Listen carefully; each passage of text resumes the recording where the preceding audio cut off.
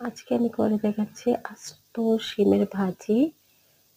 এখানে প্রথমত লবণ দিয়ে দিয়েছি, তারপর হলুদের গুঁড়া, ধনিয়া গুঁড়া, সামান্য পরিমাণ জিরা গুঁড়া, সামান্য পরিমাণ মরিচের গুঁড়া দিয়ে দিলাম।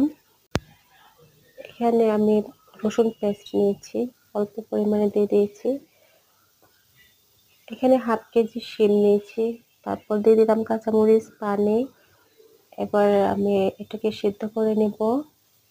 শিমগুলো সিদ্ধ হয়ে এসেছে। এবার একটা প্যানে তেল নিয়েছি, এখানে আমি কিছু পেঁয়াজ কুচি নিচ্ছি।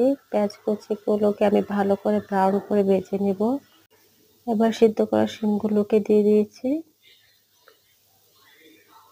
শিমগুলোকে ভালো করে ভেজে নিতে হবে একদম পানি শুকানো পর্যন্ত। এই শিম ভাজিটা খুবই টেস্ট হয়। এখানে সবগুলা আমি বিচিওয়ালা শিম নিয়েছি। শিম ভাজিগুলা হয়ে এসেছে, দেখতে পাচ্ছ। অবশ্যই তোমরা ট্রাই করবা। আল্লাহ হাফেজ।